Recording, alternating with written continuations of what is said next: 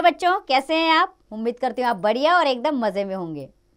तो बच्चों, आज हम पढ़ेंगे कारक यानी कि केस। आइए कुछ वाक्य पढ़ते हैं। जैसे बिल्ली ने रोटी खाई, राहुल बाजार से सामान लाया, वह दिनेश को पीट रहे हैं, वे सड़क पर घूम रहे हैं। तो बच्चों, इन वाक्यों में ने, से, को, पर का बिल्ली, बाजार, दिनेश, सड़क आदि का संबंध अन्य शब्दों से बता रहे हैं। यही संबंध कारक कहलाता है। अतः संज्ञा या सर्वनाम शब्दों का वाक्य की क्रिया से संबंध बताने वाले शब्द कारक कहलाते हैं। कारक चिन्हों को परसक भी कहते हैं। आइए अब जानें कारकों के भेद। कारकों के 8 भेद होते हैं और इनके परसक चिन्ह भी हम साथ में जानेंगे। पहला कारक है कर्ता कारक, इसका चिन्ह है ने। दूसरा कर्म कारक, इसका चिन्ह है को। करण कारक है तीसरा, इसका चिन्ह है से के द्वारा। चौथा है संप्रदान कारक, इसका चिन्ह है को के लिए। पांचवा है अपादान कारक, इसका चिन्ह है से पृथकता यानी अलग होने का भाव। छठा है संबंध कारक, इसका चिन्ह है का के की रा रे री। सातवां है अधिकरण कारक, इसका चिन्ह है में पर। और आठवां है संबोधन कारक, इसका चिन्ह है हे अरे ओ। आइए एक एक करके अब विस्तार पूर्वक कारकों को पढ़ें। पहले पढ़ेंगे हम कर्ता कारक। बच्चों, किसी काम के करने वाले को कर्ता कहा जाता है। वाक्य में जो शब्द किसी कार्य को करने वाले का बोध कराते हैं वह कर्ता कारक कहलाते हैं। कर्ता कारक की पहचान कैसे की जाए? तो बच्चों, कर्ता कारक का परसक ने है, अर्थात इसका चिन्ह विभक्ति चिन्ह ने है, परंतु कभी कभी ने के बिना भी कर्ता कारक होता है। कर्ता कारक की पहचान करने के लिए वाक्य में आई क्रिया में कौन या किसने लगाकर प्रश्न किया जाता है। इन प्रश्नों के उत्तर में जो शब्द प्राप्त होता है वह कर्ता कारक होता है। कर्ता कारक के परसक ने का प्रयोग हर वाक्य में नहीं किया जाता। जैसे राजीव खाना खाता है, इस वाक्य में ने परसक का प्रयोग नहीं किया गया है। केवल उन्हीं वाक्यों में ने परसक का प्रयोग किया जाता है जिनमें सकर्मक क्रिया का प्रयोग किया हो, अर्थात इसमें कर्म हो। जैसे क्रिया भूतकाल में होती है, क्रिया से किसी कार्य के पूर्ण होने का बोध होता है। जैसे राजीव ने खाना खाया, इसमें ने कारक आया है। वाक्य में प्रयुक्त क्रिया खाया सकर्मक है भूतकाल में तथा इससे खाना खाने के कार्य के पूर्ण होने का बोध होता है, इसलिए वाक्य में कर्ता के साथ ने का प्रयोग हुआ है। दूसरा कारक है कर्म कारक। वाक्य के जिस शब्द पर क्रिया का प्रभाव पड़े वह कर्म कहलाता है तथा उसे कर्म कारक कहते हैं। कर्म कारक की पहचान करने के लिए वाक्य की क्रिया में क्या, किसे या किसको लगाकर प्रश्न करने से जो उत्तर प्राप्त होता है वह कर्म कारक होता है। जैसे हरि ने बाजा बजाया, इसमें क्रिया है बजाया, प्रश्न है क्या, कर्म है बाजा, तो परसक तो आया ही नहीं इसके अंदर। अध्यापक ने रवि को बुलाया, इसमें क्रिया है बुलाया, प्रश्न है किसे, कर्म है रवि, परसक क्या है को। रानी ने उसे अमरूद दिया, इसमें क्रिया क्या है दिया, अब प्रश्न क्या है किसको, कर्म क्या है से उसे, इसमें भी परसक नहीं है। तो ये था कर्म कारक। तीसरा कारक है करण कारक। कर्ता जिस साधन से क्रिया करता है उसे करण कारक कहा जाता है। करण कारक को पहचानना अत्यंत सरल है। यदि वाक्य की क्रिया में किससे या किसके द्वारा लगाकर प्रश्न किया जाए तो जो उत्तर मिलेगा वो करण कारक होगा। जैसे नौकर ने डंडे से कुत्ते को मारा, इसमें क्रिया है मारा, प्रश्न किससे, करण कारक है डंडे से, परसक क्या है से। लीला के द्वारा एक गीत गाया गया, इसमें क्रिया है गाया गया और प्रश्न है किसके द्वारा, करण कारक लीला, परसक क्या है के द्वारा, अर्थात इसमें साधन का प्रयोग हुआ है। चौथा है संप्रदान कारक। कर्ता जिसके लिए क्रिया करता है या किसी को कुछ वस्तु दे उसे संप्रदान कारक कहते हैं। संप्रदान कारक को पहचानने के लिए वाक्य में प्रयुक्त क्रिया के साथ किसके लिए या किसको लगाकर प्रश्न किया जाने पर जो उत्तर प्राप्त होता है वह संप्रदान कारक होता है। जैसे कि हमने अपने भाई के लिए सेब खरीदे, क्रिया खरीदे, प्रश्न किसके लिए, संप्रदान कारक भाई, परसक के लिए। रवि ने भूखे को भोजन दिया, इसमें क्रिया है दिया, प्रश्न है किसको, संप्रदान कारक भूखे और परसक क्या है को। पांचवा है अपादान कारक। जिस संज्ञा से अलग होने का भाव प्रकट हो वह अपादान कारक होता है। अपादान कारक को पहचानने के लिए क्रिया में किससे लगाकर प्रश्न करने पर उत्तर में अपादान कारक प्राप्त होता है। जैसे पेड़ से पत्ते गिर रहे हैं, इसमें क्रिया है गिर रहे हैं, प्रश्न है किससे? अपादान कारक पेड़ और परसक से।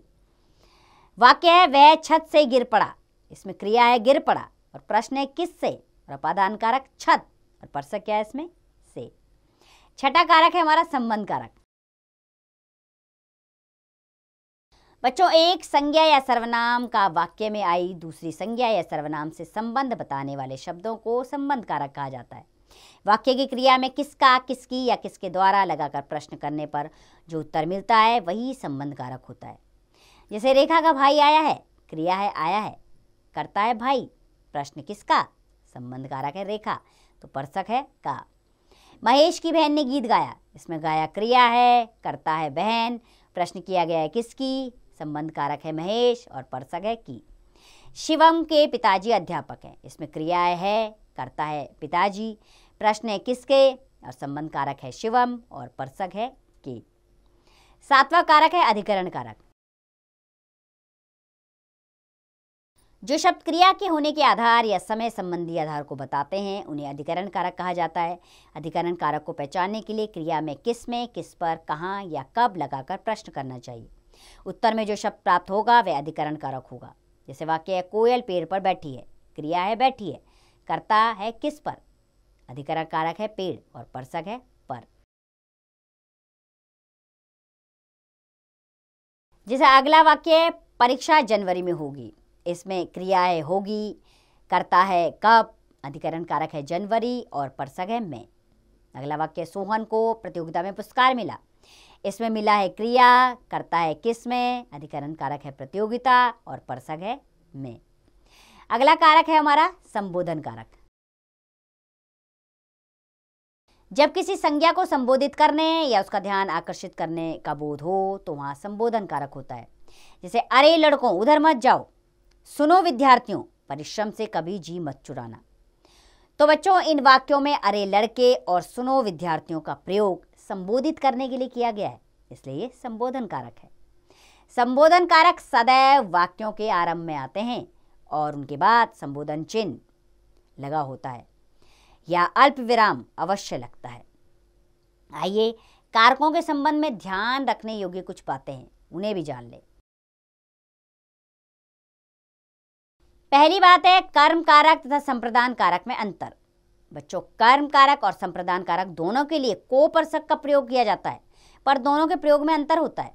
पहला अंतर है कर्म कारक में जिस शब्द के साथ को परसक का प्रयोग किया जाता है उस पर क्रिया का प्रभाव पड़ता है। जैसे पुलिस ने चोर को पकड़ा, इस वाक्य में पकड़ने क्रिया का प्रभाव चोर पर पड़ रहा है, इसीलिए चोर को कर्म कारक है।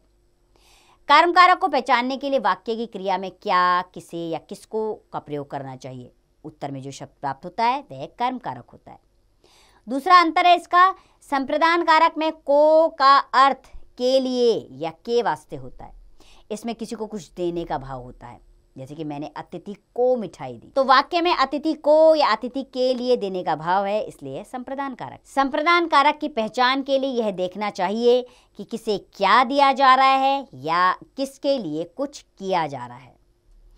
दूसरा अंतर है करण कारक और अपादान कारक में।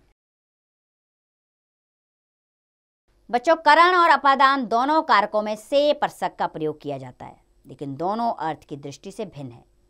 करण कारक में प्रयुक्त से सहायक साधन का सूचक है, अर्थात करण कारक के चिन्ह से के द्वारा इस बात का पता चलता है कि क्रिया किसकी सहायता से की जा रही है, जबकि अपादान कारक में प्रयुक्त से अलग होने या दूरी के भाव को प्रकट करता है। जैसे राहिल कलम से लिख रहा है, कलम से लिखना क्रिया का साधन है, इसलिए करण कारक है, साधन का प्रयोग हुआ है। बच्चा छत से गिर पड़ा, छत से बच्चे के अलग होने का भाव प्रकट हो रहा है, इसलिए यहाँ अपादान कारक है।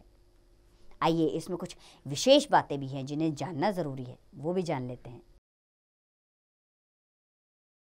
बच्चों, जिन शब्दों से सीखने, निकलने या डरने का भाव हो वहां भी अपादान कारक होता है। जैसे गंगा हिमालय से निकलती है, इसमें निकलने का भाव है, तो अपादान कारक। छवि पिताजी से पियानो बजाना सीखती है, सीखने का भाव है, अपादान कारक।